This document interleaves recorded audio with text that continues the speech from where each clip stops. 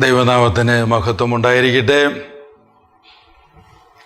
പ്രിയപ്പെട്ടവരെ, നാം ഇവാനിയൻ വഴിയുടെ ഉള്ളിലേക്ക് അധികം കടക്കാനായിട്ട് ശ്രമിക്കുകയാണ്. ഇവാനിയൻ വഴിയുടെ ആ ഒരു ഘടനയിൽ നമ്മൾ അറേഞ്ച് ചെയ്തിരിക്കുന്നത് പിതാവ് എങ്ങനെയാണ് ഈ സഭയുടെ അടിയിൽ ഊറിക്കിടക്കുന്ന മ്ലേച്ഛതയെ കാണുകയും മണക്കുകയും ചെയ്യുന്നത്. പിതാവിൻ്റെ ചിന്താരീതിയിൽ അല്ലെങ്കിൽ പിതാവ് ആ അവസ്ഥവിശേഷത്തെ കാണുന്നത് ആധ്യാത്മിക സംഘർഷങ്ങളായിട്ടാണ് കാണുന്നത്. അത് ഒന്നോ രണ്ടോ തലങ്ങളല്ല, മറിച്ച് പല തലങ്ങളുള്ള ഒരു വിശ്വാസ സംഘർഷമായിട്ട് അതിനെ കാണുന്നു. നമ്മളതിൻ്റെ 3 സംഘർഷങ്ങളെക്കുറിച്ച് ഇപ്പോൾ പരാമർശിച്ചു കഴിഞ്ഞു. ഒന്നാമതായിട്ട് നമ്മൾ I thought versus God's thought എന്ന ഒരു സ്പിരിച്വൽ കോൺഫ്ലിക്റ്റിനെ കുറിച്ച്, പിന്നെ what is fruitfulness and what is fruitlessness എന്ന ഒരു സ്പിരിച്വൽ കോൺഫ്ലിക്റ്റിനെ കുറിച്ച് നമ്മൾ ചിന്തിച്ചിരുന്നു. മൂന്നാമതായിട്ട് ഒരു പുനരൈക്യത്തിൻ്റെ തലത്തിൽ നിന്ന് ഒരു സമൂഹത്തെ അല്ലെങ്കിൽ ഒരു വ്യക്തിയെ അല്ലെങ്കിൽ ഒരു വിമുഖതയെ നമ്മൾ കാണുമ്പോൾ അവിടെ ഊറിക്കിടക്കുന്ന മ്ലേച്ഛതകൾക്കടിയിൽ തീരുമാനമെടുക്കാനായിട്ട് സ്ട്രഗിൾ ചെയ്യുന്ന ആത്മാവിനെ നമുക്ക് കാണാൻ കഴിയും. കാരണം ആത്മാവ് ഒരു തീരുമാനമെടുത്തതിന് ശേഷം അല്ലെങ്കിൽ ആ തീരുമാനത്തിലൂടെ നിരാകരിക്കപ്പെടുന്ന സാധ്യതകൾ അവൻ്റെ മുമ്പിൽ വന്ന് അവനെടുത്ത തീരുമാനത്തെ അസാധുവാക്കുന്ന ഒരു സിറ്റുവേഷൻ സംജാതമാകാം. കഴിഞ്ഞ 2 പ്രഭാഷണങ്ങളിലൂടെ ഞാൻ നിങ്ങളുടെ മുമ്പിൽ അത് അവതരിപ്പിക്കാൻ ശ്രമിക്കുകയുണ്ടായി.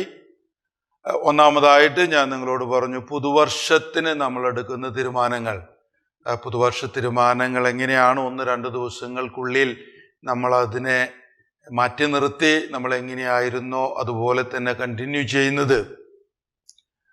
രണ്ടാമതായിട്ട് അങ്ങനെയുള്ള അവസ്ഥകളിൽ നിസ്സഹായരാകുന്ന ഒരു അവസ്ഥ വിശേഷമുണ്ട്. അത് പാപം നമ്മളെ ചുഴ്ന്നു നിൽക്കുന്ന അല്ലെങ്കിൽ നമ്മൾക്ക് പുറത്ത് ഉള്ള ശക്തികൾ നമ്മളെ ഞെരുക്കുന്ന ഒരു അവസ്ഥ നമ്മൾക്ക് കാണാൻ കഴിയും. തുമ്പികളുടെ പ്രതീകത്തിലൂടെ ഞാൻ നിങ്ങൾക്ക് അത് പറഞ്ഞു തരാനായിട്ട് ശ്രമിക്കുകയുണ്ടായി. ഈ സംഘർഷം ഒരു വാസ്തവമാണെന്ന് നമ്മൾ മനസ്സിലാക്കണം. അതുകൊണ്ട് തന്നെ ഒരു വ്യക്തി പുനരൈക്യപ്പെടാതെ നിൽക്കുമ്പോൾ, അല്ലെങ്കിൽ ഒരു വ്യക്തി പുനരൈക്യപ്പെടണം എന്ന് അറിഞ്ഞിട്ട് പോലും ആ പുനരൈക്യത്തിലേക്ക് വരാൻ മടിക്കുന്നത് ആ വ്യക്തി ചീത്തയായതുകൊണ്ടോ അല്ലെങ്കിൽ ആ വ്യക്തി ആഗ്രഹിക്കാത്തത് കൊണ്ടോ ഒന്നുമല്ല. ഒരുപക്ഷെ ആ വ്യക്തിക്ക് ചുറ്റുമുള്ള ശക്തികൾ ആ വ്യക്തിയെ അങ്ങനെ ഞെരുക്കുന്നുണ്ടാകാം. അതുകൊണ്ടല്ലേ എല്ലാ കുർബാനകളിലും നമ്മൾ മധ്യസ്ഥ പ്രാർത്ഥനകൾ നടത്തുമ്പോൾ ഇപ്പോൾ ഞെരുക്കത്തിലും പരീക്ഷകളിലും നിൽക്കുന്ന വ്യക്തികൾക്ക് വേണ്ടി നമ്മൾ പ്രാർത്ഥിക്കുന്നു എന്ന് പറയും. എന്താണ് ആ ഞെരക്കം? ഇപ്പോൾ ഞെരക്കത്തിലും പരീക്ഷകളിലും. എന്താണ് ആ ഞെരക്കം? ഞെരക്കം പുറത്തു നിന്ന് വരുന്ന ഒരു സമ്മർദ്ദമാണ്, അല്ലെങ്കിൽ പുറത്തു നിന്ന് വരുന്ന ഒരു ഫോഴ്സാണ്. അതുകൊണ്ടാണ് ഞെരങ്ങുക എന്നുള്ള അർത്ഥം നമ്മൾ ഉപയോഗിക്കുന്നത്. ആ വ്യക്തിയെ ആരെങ്കിലും ആ ഒരു തീരുമാനത്തിലേക്ക് കൊണ്ടെത്തിക്കാതിരിക്കാനായിട്ട് വിമുഖതകൾ സൃഷ്ടിക്കാനായിട്ട് ശ്രമിക്കുന്നു. അപ്പോൾ അവർ ഞെരക്കത്തിൽ ആയിരിക്കുന്നു. അവരെ അതിൽ നിന്ന് പുറത്തു കൊണ്ടുവരാനായിട്ടും പ്രാർത്ഥിക്കണം. അവർ നിസ്സഹായരാണ്, തുമ്പികളെ പോലെ അവർ നിസ്സഹായരാണ്.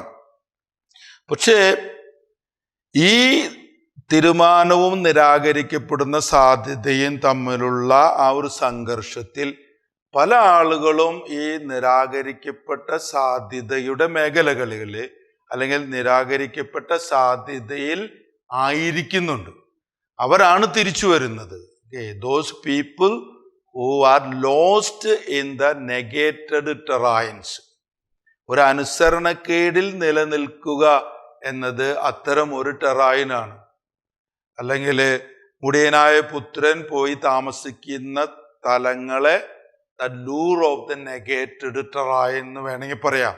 അതൊരു പോസിബിലിറ്റി മാത്രമല്ല, ഒരു മേഖല കൂടിയായിട്ട് വരാം, അതൊരു സമുദായമായിട്ട് വരാം, ഒരു സിസ്റ്റമായിട്ട് വരാം. അപ്പോൾ ജനങ്ങൾ അതിൽ നിന്ന് പുറത്തു വരാനായിട്ട് വ്യക്തി മാത്രമല്ല ശ്രമിക്കേണ്ടത്, ആ സമുദായം മൊത്തത്തിൽ പുനരുദ്ധരിക്കാനും ആ നിരാകരിക്കപ്പെട്ട സാധ്യതകളുടെ മേഖലകളിൽ നിന്ന് തിരിച്ചു വരുവാനായിട്ട് ശ്രമിക്കണം. നമ്മൾ അല്പം കൂടി ഉള്ളിലേക്ക് പോയി അല്ലെങ്കിൽ ആഴത്തിലേക്ക് പോയി ചിന്തിക്കാം. ഒരു ചോദ്യം നമ്മൾ ഇവിടെ ചോദിക്കണം: ഈ പുനരൈക്യം എപ്പോഴാണ് നടക്കേണ്ടത്? ആ ചോദ്യത്തിന് ഉത്തരം കിട്ടാത്തോടത്തോളം കാലം നമ്മൾ നിരാകരിക്കപ്പെട്ട സാധ്യതകളിലും അല്ലെങ്കിൽ ഓക്കെ പറയുന്നതൊക്കെ ശരിയാണ് എന്നാലും പക്ഷേ എന്നുള്ള വാക്കുകളൊക്കെ നമ്മൾ ഉപയോഗിക്കും. അതുകൊണ്ട് നമ്മൾ ചോദിക്കണം, എല്ലാവർക്കും ഈ ഊർന്നു കിടക്കുന്ന മ്ലേച്ഛതയെ കാണാനും മണക്കാനും പ്രതികരിക്കാനൊന്നും ശക്തി വേണമെന്നില്ല. പക്ഷെ ചിലരൊക്കെ ഇത് അതിൽ നിൽക്കുന്ന ആ വ്യക്തികളെക്കാളും ഉയരത്തിൽ നിന്നുകൊണ്ട് അല്ലെങ്കിൽ അതിൻ്റെ ആ ഒരു പെർസ്പെക്റ്റീവിൽ നിന്നുകൊണ്ട് കാണാനും അതിനെ മറ്റുള്ളവർക്ക് കാണിച്ചു കൊടുക്കാനുള്ള ഒരു ആഹ്വാനം കിട്ടാം. പ്രവാചകന്മാർ അങ്ങനെയായിരുന്നു. ഇസ്രായേലിൻ്റെ അടിയിൽ മ്ലേച്ഛതകൾ ഊറിക്കൂടാൻ തുടങ്ങിയപ്പോൾ പ്രവാചകന്മാർ വന്നു. പ്രവാചകന്മാർ വന്നിട്ട് ഇസ്രായേലിനോട് പറയും, നിങ്ങൾ ഒരു ജോഡി ചെരുപ്പിന് വേണ്ടി പാവങ്ങളെ വിൽക്കാൻ തുടങ്ങിയിരിക്കുന്നു. That you are begin to sell the poor for a pair of chappal. Let justice roll down like waters. ആമോസിന്റെ ഗർജനം. ആമോസ് ഒരു പുനരൈക്യത്തെ കുറിച്ച് പറയുകയായിരുന്നു. നിരാകരിക്കപ്പെട്ട സാധ്യതകൾക്കുള്ളിലേക്ക് ചെന്ന് അവിടെ നഷ്ടപ്പെട്ടു പോകുന്ന ഒരവസ്ഥ സംജാതമായപ്പോ ആ നഷ്ടപ്പെടുന്ന ഇസ്രായേലിനെ ഒരു ഇരകളെ പോലെ കണ്ട് അതിൻ്റെ ചുറ്റും നിന്ന ബാൽ ദേവതയുടെ അല്ലെങ്കിൽ അവർക്ക് ചുഴ്ന്നു നിന്നിരുന്ന കാനാനൈറ്റ് ട്രഡീഷനുകളുടെ അതിന് ചുഴ്ന്നു നിന്നിരുന്ന ഫെർട്ടിലിറ്റി കൾട്ടുകളുടെ ഒക്കെ ഇരകളായിട്ട് ഇസ്രായേൽ മാറുന്നത് കാണുമ്പോൾ പ്രവാചകന്മാർ അതിനെതിരെ ശബ്ദമുയർത്തും. ഇതല്ലായിരുന്നു നമ്മുടെ തീരുമാനം, ഇതല്ലായിരുന്നു സീനായ് മലയുടെ മുകളിൽ നിന്ന് മോസസ് ഇറങ്ങി വന്ന് നമ്മളോട് വിശ്വസ്തത പുലർത്താൻ പറഞ്ഞ അല്ലെങ്കിൽ നമ്മൾ അന്ന് ആമേൻ എന്ന് പറഞ്ഞ തീരുമാനം ഇതായിരുന്നില്ല. ഇന്ന് നമ്മൾ ജീവിക്കുന്നത് നിരാകരിക്കപ്പെട്ട അല്ലെങ്കിൽ നമ്മുടെ തീരുമാനത്താൽ നമ്മൾ മാറ്റി നിർത്തിയ സാധ്യതകൾക്കുള്ളിലാണ് എന്ന് പ്രവാചകന്മാർ ഇസ്രായേലിന് പറഞ്ഞ് മനസ്സിലാക്കി കൊടുത്തിരുന്നു. നമ്മൾ ചോദിക്കണം, ഞാൻ പുനരൈക്യപ്പെടേണ്ടത് എന്നിൽ ഒളിഞ്ഞിരിക്കുന്ന എൻ്റെ സമൂഹത്തിൽ എന്നെ ഞെരുക്കത്തിലാക്കുന്ന പാപത്തിൽ നിന്നുകൂടിയാണ്. ഇതിൽ നിന്ന് ഞാൻ എപ്പോൾ ഞാൻ പുനരൈക്യപ്പെടും?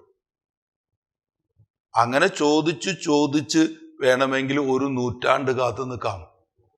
അങ്ങനെ ചോദിച്ച് ഒരു ജനത അങ്ങനെ കാത്തുകൊണ്ടിരിക്കും. അത് കണ്ടുകൊണ്ട് ഇങ്ങനെ എപ്പോഴാണ്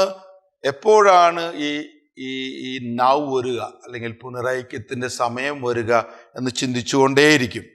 സോ പുനരൈക്യത്തിലേക്ക് നടത്തുന്ന അല്ലെങ്കിൽ ഇരകൾക്ക് സ്വാതന്ത്ര്യം ലഭിക്കുന്ന തരത്തിലുള്ള ഒരു ചിന്തയായി അത് നമ്മുടെ ഉള്ളിൽ രൂപീകരിക്കപ്പെട്ട് പിന്നെ സന്യാസത്തിലൂടെ ഈ ഇവാനിഷ് പിതാവ് അതിനെ സ്ഫുടം ചെയ്തെടുക്കുന്നത് ഈ ചോദ്യത്തിന് ഉത്തരം തേടിക്കൊണ്ടാണ്.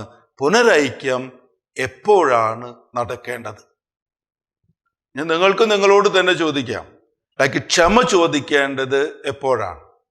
ഇപ്പൊ ദാമ്പത്യ ബന്ധത്തിൽ തല്ലുകൂടിയിട്ടിരിക്കുകയാണ്, നിങ്ങൾ ഭാര്യയും ഭർത്താവും തല്ലുകൂടിയിട്ട് കുറെ നാളായി വർത്താനം പറഞ്ഞിട്ട്. ഇനി അവളുമായി പുനരൈക്യപ്പെടുന്നത് എപ്പോഴാണ്? അടുത്ത കൊല്ലോ 5 കൊല്ലം കഴിഞ്ഞിട്ടോ? നമ്മളൊന്ന് ചിരിക്കാൻ അല്ലെങ്കിൽ നമ്മുടെ വിമുഖതകളെ കളഞ്ഞ് നമ്മൾ അഭിമുഖീകരിക്കാൻ എത്ര വർഷം വേണം? അപ്പൊ പുനരൈക്യപ്പെടേണ്ടത് എപ്പോഴാണ് എന്നുള്ള ഒരു ചിന്ത നമ്മുടെ ഉള്ളിൽ കടന്നു വരണം.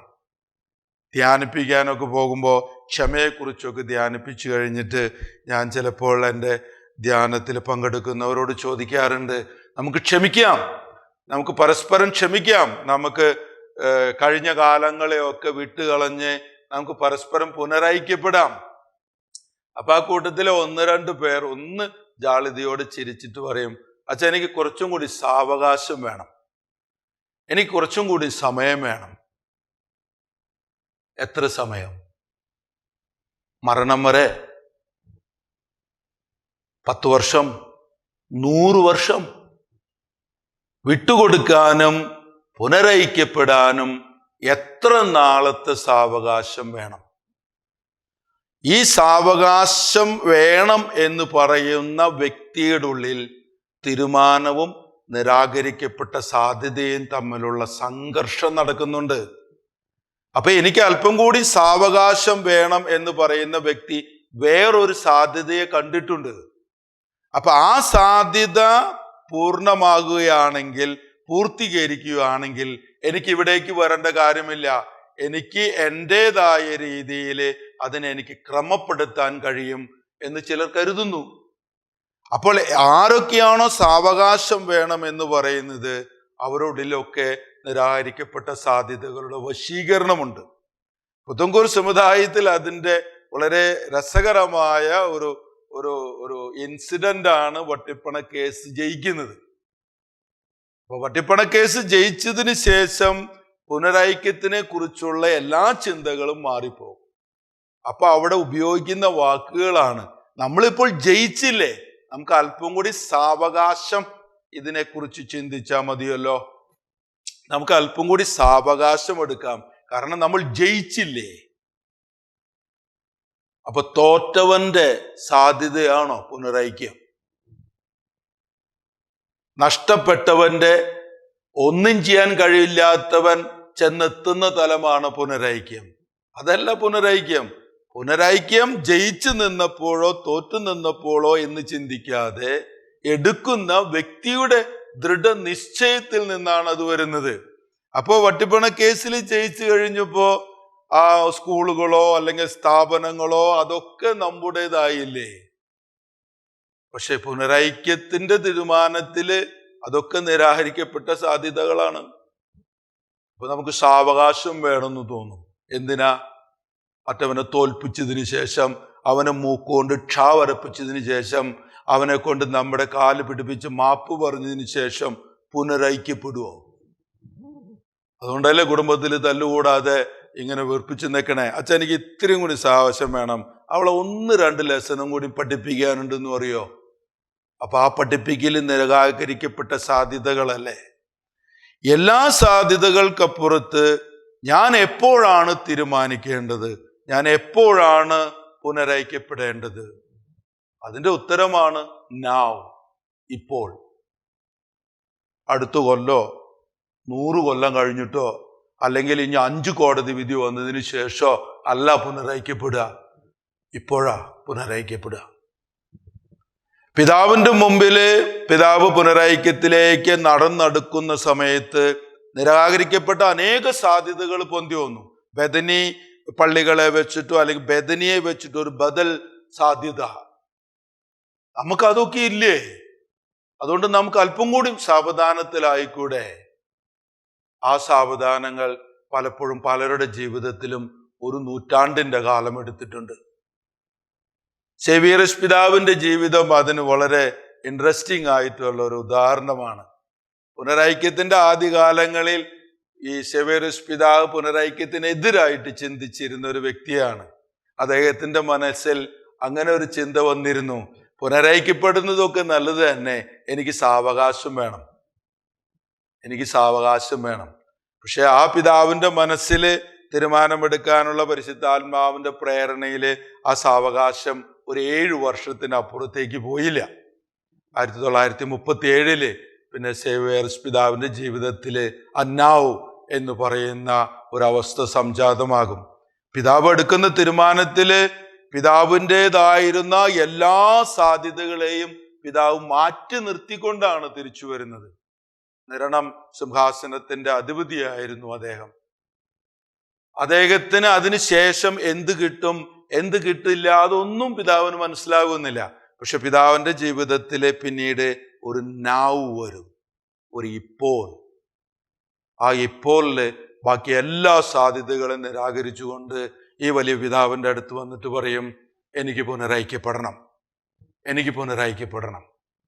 പക്ഷെ പലരും ആ സാധ്യതകളെ കുറിച്ച് ചിന്തിച്ചുകൊണ്ട് മാത്രം വരുന്നു, എനിക്ക് സാവകാശം വേണം. അങ്ങനെ പിതാവിനോട് കൂടെ ചേർന്ന് നിന്നിരുന്ന ഒത്തിരി ആളുകൾ പുനരൈക്യത്തിന്റെ അവസാന മുഹൂർത്തങ്ങളിലൊക്കെ എനിക്ക് സാവകാശം വേണം എന്ന് പറഞ്ഞു മാറിപ്പോയി. മാപ്പിളെ പോലെയുള്ള വലിയ മനുഷ്യര്, പിതാവിൻ്റെ എല്ലാ ചിന്തകളിലും പിതാവിൻ്റെ മനസാക്ഷി സൂക്ഷിപ്പുകാരെ പോലെ ആയിരുന്ന വ്യക്തികളൊക്കെ അവസാന മിനിറ്റിൽ പറയും, ഞങ്ങൾക്ക് സാവകാശം വേണം, ഞങ്ങൾക്ക് സാവകാശം വേണം എന്ന് പറയുമ്പോഴൊക്കെ അവരുടെ ഉള്ളിൽ ഈ ആധ്യാത്മിക സംഘർഷമുണ്ട്.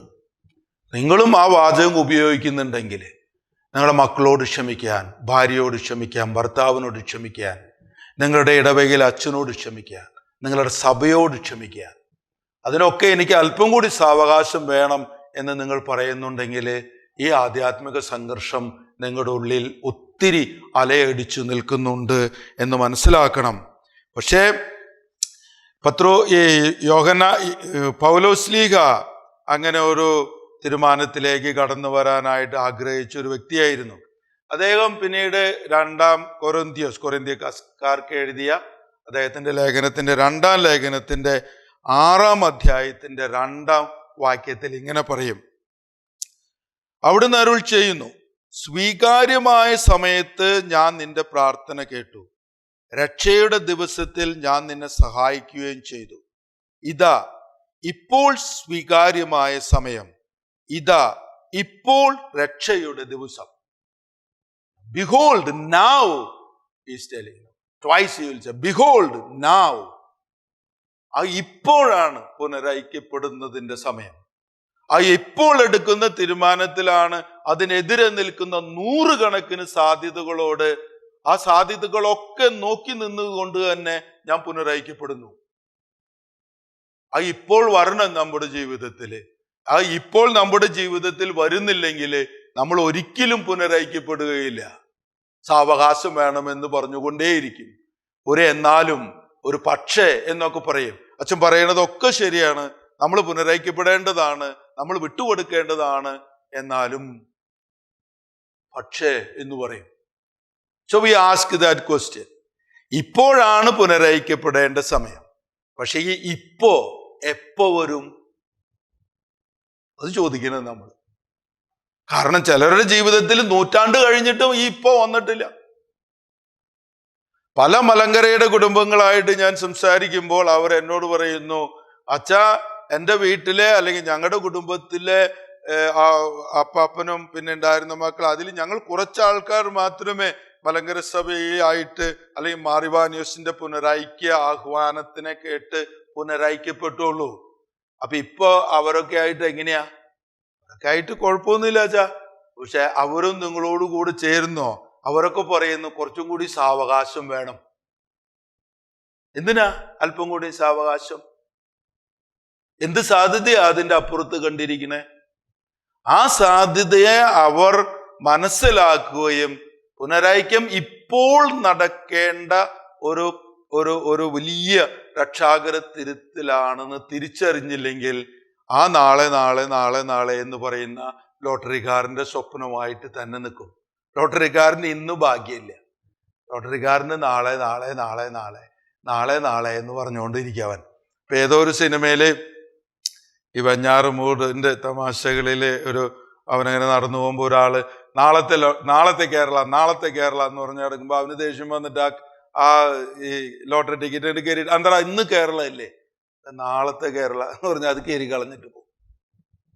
നാളത്തെ കേരള അല്ല, ഇന്നത്തെ കേരളം, ഇന്നത്തെ എൻ്റെ കുടുംബം, ഇന്നത്തെ എൻ്റെ ജീവിത സാഹചര്യങ്ങൾ, അതിലെനിക്ക് സാവകാശം വേണമെന്ന് നിങ്ങൾ പറയാൻ തുടങ്ങുമ്പോൾ നിങ്ങൾ ഒരിക്കലും ഇപ്പോളിലേക്ക് കയറുന്നില്ല. ഈ ഇപ്പോൾ എന്ന ആ അനുഭൂതിയിലേക്ക് കടക്കുമ്പോഴേ പുനരൈക്യം സംഭവിക്കുകയുള്ളൂ. നിരാകരിക്കപ്പെട്ട സാധ്യതകളെ നിങ്ങൾക്ക് പിടിച്ചു നിർത്താൻ കഴിയുകയുള്ളൂ. ചിലപ്പോഴൊക്കെ ജീവിതത്തിൽ ഒന്ന് ചോദിക്കുന്നതല്ലായിരിക്കും, എപ്പോഴാണ് ഈ ഇപ്പോൾ സംജാതമാകുന്നത്? സങ്കീർത്തനം 13 ഈ ഒരു പ്രോബ്ലത്തെ കുറിച്ച് ഒത്തിരി പറയുന്നുണ്ട്. എത്ര നാൾ എന്ന് ചോദിച്ചിട്ട് വരാ, ഹൗ ലോങ് എന്ന് ചോദിക്കുന്നത്. How long will I cry, how long my enemies will climb upon me, how long must I walk around with pain in my heart. എത്ര നാൾ, മരിക്കുന്നത് വരെയോ എന്ന് ചോദിക്കും. എത്ര നാൾ എനിക്ക് ക്ഷമിക്കാനായിട്ട് വേണം? എത്ര നാൾ എൻ്റെ നിരാകരിക്കപ്പെട്ട സാധ്യതകൾ ഓർത്ത് കരഞ്ഞ് കരഞ്ഞ് ഞാനിരിക്കും? പല അച്ഛന്മാരോട് ഞാൻ ചോദിക്കും, അച്ഛന്മാരെ, ഓക്കെ, നമുക്ക് കുടുംബമില്ല, കുട്ടികളില്ല, അതൊക്കെ നമുക്ക് നിരാകരിക്കപ്പെട്ട സാധ്യതകളാണ്. ആ നിരാകരിക്കപ്പെട്ട സാധ്യതകളെ കുറിച്ച് ഓർത്ത് കരഞ്ഞ് വിലപിച്ച് അച്ഛൻ എത്ര നാൾ എങ്ങനെ ഇരിക്കും? ഒന്നില്ലെങ്കിൽ വിട്ടുപോ, അതല്ലെങ്കിൽ അച്ഛൻ്റെ തീരുമാനത്തിലേക്ക് അച്ഛൻ തിരിച്ചു വാ. എനിക്ക് അല്പം കൂടി സാവകാശം വേണം. എത്ര നാൾ? മരിക്കുന്നത് വരെയോ? പൗരോഹിത്യത്തിന്റെ ആ ഒരു നന്മയിലേക്ക് തിരിച്ചു വരുന്നത് ഇപ്പോഴാണ്. മെത്രാനായിട്ട് തല്ലുകൂടല്, എത്ര നാള് തല്ലുകൂടും? അപ്പൊ അതങ്ങനെ കെടുക്കാണ്. ഇനി ഈ പിതാവ് മാറ്റം പോയി വേറെ പിതാവ് വന്നാൽ അച്ഛാ ഇനി ഇതൊക്കെ നടക്കുള്ളൂ. പിന്നെ അയാളുടെ ജീവിതം മുഴുവനും ഈ ഇപ്പോൾ വേണ്ടിയിട്ട് കാത്ത്. അദ്ദേഹത്തിന്റെ ഇപ്പോൾ എപ്പോഴാ വരിക? അദ്ദേഹത്തിന്റെ മെത്രാൻ കാലം ചെയ്യുമ്പോ. നല്ല രസമല്ലേ? അങ്ങനെ എല്ലാവരും കാലങ്ങൾ വരാൻ കാത്തിരിക്കുക. എൻ്റെ ജീവിതത്തിൽ ഇനി നന്മ വരണമെങ്കിൽ എൻ്റെ ജീവിത പങ്കാളി മണ്ണിന്റെ അടിയിലേക്ക് പോകണമെന്ന്. നല്ല രസമല്ലേ? ഇപ്പോഴും കാത്തിരിക്കുകയാണ് ചിലര്. ഗവൺമെന്റ് മാറിയിട്ട്, സുപ്രീം കോടതി വിധി വന്നിട്ട്, പോലീസ് സംരക്ഷണം തന്നാല് ഞങ്ങളുടെ ജീവിതത്തിൽ ഇപ്പോൾ വരുന്നു. You must think, how long must we move around like this? അത് നമ്മൾ ചുഴ്ന്നു നിൽക്കുന്ന പാപമായിട്ടും നമ്മളെ വിമുഖതയിൽ നിലനിർത്തുന്ന അദൃശ്യ ശക്തികളൊക്കെ ആയിട്ട് കാണണം.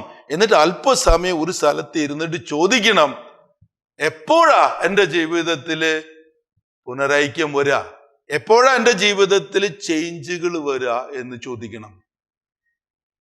അതിൻ്റെ ഉത്തരം കിട്ടിയാൽ മാത്രമേ നമ്മൾ പുനരൈക്യത്തിന്റെ അടുത്ത തലങ്ങളിലേക്ക് പോവുകയുള്ളൂ. പിതാവ് അത് വളരെ സ്ട്രോങ് ആയിട്ട് ചോദിക്കും. പക്ഷെ അങ്ങനെ ചോദിക്കാൻ തുടങ്ങുമ്പോൾ മനസ്സിനെയും ശരീരത്തെയും ഏകാഗ്രമാക്കണം. ആ ഇപ്പോൾ എന്ന് പറയുന്നതിനെ നമ്മളിൽ നിന്ന് മാറ്റി നിർത്തുന്ന അന്ധകാരത്തിന്റെ ശക്തികൾക്കപ്പുറത്തേക്ക് പോകാനുള്ള കണ്ണും കാതും മനസ്സും തുറക്കണം. അതിനാ മുണ്ടമല കയറിയേ. തൻ്റെ ജീവിതത്തിന്റെ എപ്പോൾ എന്നതിലേക്ക്, നൗ, അത് കണ്ടുപിടിക്കാനും അതൊരു ഒളിച്ചോട്ടമല്ലാതെ ഇപ്പോഴാണ് എൻ്റെ ജീവിതത്തിൽ പുനരൈക്യം വരേണ്ടത്, ഇപ്പോഴാണ് എൻ്റെ ജനത എൻ്റെ ദൈവത്തെങ്കിലേക്ക് തിരിച്ചു വരേണ്ടത് എന്നുള്ള ആ ഭാവത്തിലേക്ക്, സിദ്ധാന്തത്തിലേക്ക് പിതാവ് കടക്കാൻ തുടങ്ങുന്നത് ആഴത്തിലുള്ള ഈ ചോദ്യം ചോദിച്ചുകൊണ്ടാണ്. എത്ര നാൾ ഇങ്ങനെ കാത്തു നിൽക്കണം? എത്ര നാൾ നമ്മൾ നിരാകരിക്കപ്പെട്ട സാധ്യതകളെ വീണ്ടും വീണ്ടും ചികഞ്ഞെടുത്തുകൊണ്ട് സാവകാശം വേണം, സാവകാശം വേണം എന്ന് പറയും? 270 വർഷങ്ങൾ കടന്നുപോയില്ലേ, ഇനിയും സാവകാശം വേണോ? പിതാവ് അത് പറയുന്നത് 100 കൊല്ലം മുമ്പ്. ഇപ്പൊ 100 കൊല്ലം കൂടിയും കഴിഞ്ഞു. ഇപ്പൊ 370 വർഷങ്ങൾക്ക് ശേഷവും സാവകാശം വേണോ നമ്മുടെ തല്ലുകൂട്ടം നിർത്താൻ? ചോദിക്കണം. പക്ഷേ ഇനി ഇതിൻ്റെ അപ്പുറത്തേക്ക് കടക്കണമെങ്കിൽ നിങ്ങൾ മനസ്സിലാക്കണം, മനുഷ്യനോടല്ല നമ്മൾ സാവകാശം ചോദിക്കുന്നത്. നമ്മളെ പാപം മോചിപ്പിക്കുന്ന ദൈവത്തിനോടാണ് സാവകാശം ചോദിക്കുന്നത്.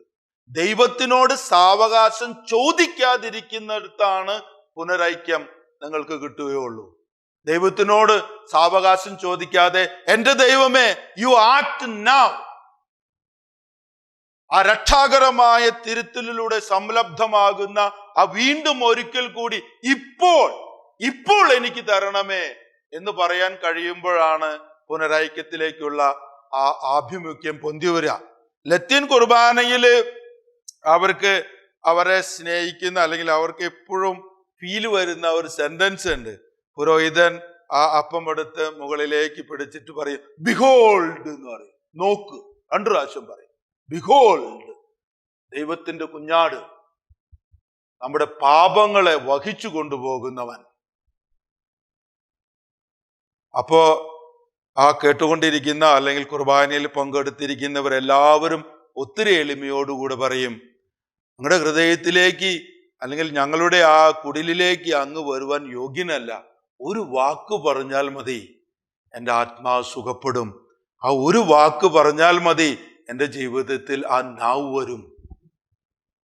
ആ നേരത്ത് ദൈവത്തിനോട് പറയോ, എനിക്ക് ഇത്തിരി സാവകാശം വേണം, നോക്ക്, അല്ലെങ്കിൽ ബിഹോൾഡ് എന്ന് പറയണ നേരത്തെ നോക്കാനായിട്ട് കുറച്ചും കൂടി സാവകാശം വേണം. അങ്ങനെ നോക്കാതിരിക്കുന്നവരല്ലേ പുനരൈക്യത്തിലേക്ക് വരാതിരിക്കണേ. അതിന് യേശുവിനെ തിരിച്ചറിയണം, യേശുവിന്റെ വിളിയെ തിരിച്ചറിയണം. മലങ്കരയ്ക്ക് അത് അല്പം കൂടി ഡിഫറെന്റ് സ്റ്റൈലിലാണ്, പക്ഷെ സെയിം ടൈപ്പ് ഓഫ് ഫീലിംഗ് അവർക്കും ഉണ്ട്. അവർ കുർബാന അങ്ങോട്ട് തിരിഞ്ഞു ചെല്ലുമ്പോൾ പുരോഹിതൻ യേശു വന്നതിന് ശേഷം ചങ്ക് പൊട്ടിയ ഒരു വിളിയുണ്ട്, ഞങ്ങളുടെ പാപങ്ങളുടെ പരിഹാരത്തിന്, ഞങ്ങളുടെ വംശത്തിന്റെ നിത്യ നവീകരണത്തിന് വേണ്ടി വരുവാനിരിക്കുന്ന ദൈവപുത്ര.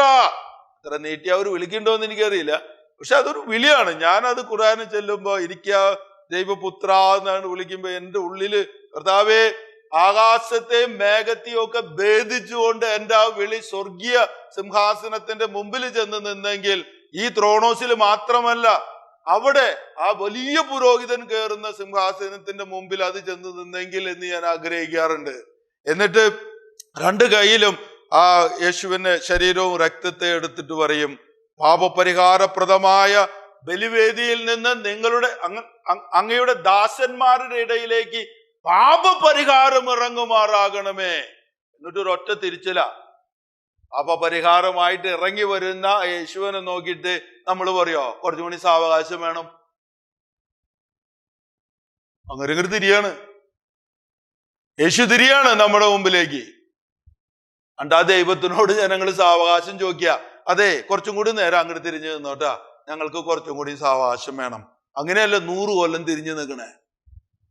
എന്നിട്ട് പറയുന്ന ത്രോണോസിൽ കർത്താവൊന്നുമില്ല എന്ന്. ഈ സാവകാശം പറയുന്നത് തിരിച്ചറിയണം. അത് കുർബാനയിലും അല്ലെങ്കിൽ നമ്മൾ എടുക്കുന്ന തീരുമാനങ്ങളിലൊക്കെ നമ്മൾ വീണ്ടും സ്നേഹിക്കാനും ഒന്നിക്കാനും ഒക്കെ സാവകാശം ചോദിച്ചു കൊണ്ട് നിൽക്കുക.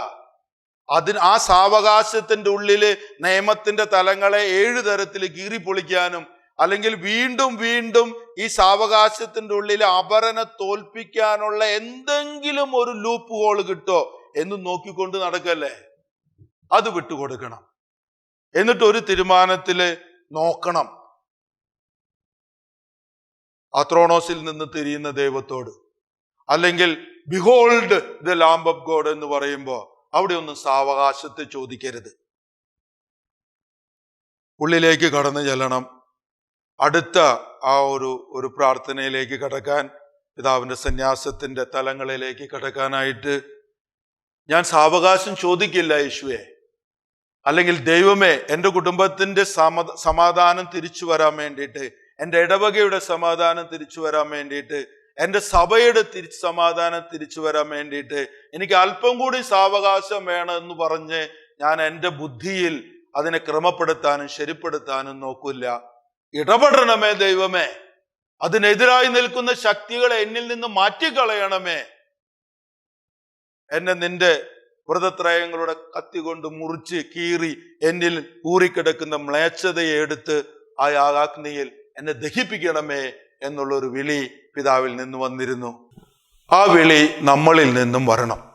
ഞാൻ ഇവിടെ അവസാനിപ്പിക്കുകയാണ്. പലപ്പോഴും ഞാനും ക്ഷമയെക്കുറിച്ച് ചിന്തിക്കുമ്പോഴും, എടവ പള്ളിയിലെ പാരിഷ് കൗൺസിലിൻ്റെ അടുത്ത് മീറ്റിങ്ങിലിരിക്കുമ്പോഴും, അവരൊക്കെ ആയിട്ട് ഒന്നിച്ചു പോകാൻ ശ്രമിക്കുമ്പോഴും പലപ്പോഴും ഞാൻ ആ വാക്ക് ഉപയോഗിച്ചിട്ടുണ്ട്, എനിക്ക് അല്പം കൂടി സാവകാശം വേണം. എൻ്റെ സഹോദരരെ, ഒത്തിരി എളിമയോടുകൂടി ഞാൻ നിങ്ങളുടെ അടുത്ത് പറയുന്നു, എപ്പോഴൊക്കെ ഞാൻ എനിക്ക് സാവകാശം വേണമെന്ന് പറഞ്ഞോ, ഞാൻ അവർക്കെതിരെ പാറ വയ്ക്കാനായിട്ടാണ് ആ സാവകാശത്തെ ഉപയോഗിച്ചത്.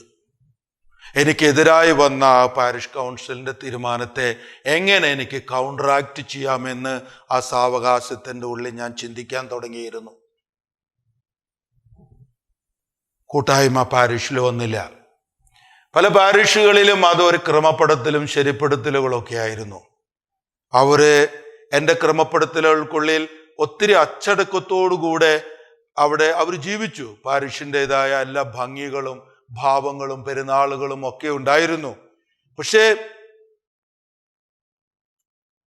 പേടിച്ചേറേണ്ട തുമ്പികളെ പോലെ, അല്ലെങ്കിൽ സർക്കസിലെ മൃഗങ്ങൾ എങ്ങനെയാ സന്തോഷിച്ച് ഓരോ കാര്യങ്ങൾ ചെയ്യുന്നത്, അതുപോലെയൊക്കെ അവർ ചെയ്തു. അങ്ങനെ ചെയ്യാൻ പിതാവ് ആഗ്രഹിച്ചില്ല. പിതാവ് ആരെയും ഫോഴ്സ് ചെയ്യാൻ ആഗ്രഹിച്ചില്ല. പക്ഷെ പിതാവ് എല്ലാവരോടും പറയാൻ തുടങ്ങി, സാവകാശം എന്ന് പറയുന്ന, എന്നാലും എന്ന് പറയുന്ന ആ നീണ്ടു പോകുന്ന ഒരു പക്ഷയിൽ നിൽക്കാനല്ല നമ്മൾക്ക് ദൈവം സമയം തന്നിരിക്കുന്നത്. അത് ഇപ്പോൾ പുനരൈക്യപ്പെടുന്നതിനും തിരുത്തുന്നതിനും വേണ്ടിയാണ്. പിന്നീട് പിതാവിനെ അറിഞ്ഞതിന് ശേഷം ഞാൻ ഗ്രാമങ്ങളിലേക്ക് പോകുമ്പോഴും ജനങ്ങളുമായി കണ്ടുമുട്ടുമ്പോഴൊക്കെ ഞാൻ ആ സാവകാശം വേണം എന്ന പദം ഉപയോഗിക്കാറില്ല. മറിച്ച് ഞാൻ ചോദിക്കാൻ തുടങ്ങി, ഇപ്പോഴല്ലേ എൻ്റെ ഇടവകയിൽ നവീകരണം വരേണ്ടത്? ഇപ്പോഴല്ലേ ഞാൻ വിട്ടുകൊടുക്കേണ്ടത്? പലരും ആ സാവകാശം വേണമെന്ന് പറയുമ്പോൾ വിട്ടുകൊടുക്കാൻ താല്പര്യമില്ലാത്തത് കൊണ്ടാണ്. പക്ഷെ വിട്ടുകൊടുക്കാൻ കഴിയുന്നവനാണ് സന്യാസി. ആ വിട്ടുകൊടുക്കലിലാണ് പിതാവിൻ്റെ സന്യാസം തുടങ്ങുന്നതും. പക്ഷെ പിതാവ് ദൈവികമായ ഭാവത്താൽ നിറഞ്ഞതുകൊണ്ട് തിരിച്ചറിഞ്ഞു, വിട്ടുകൊടുക്കുമ്പോഴല്ലേ നമ്മൾക്ക് അത് കിട്ടുന്നത്. The one who just let go, then it comes back to you.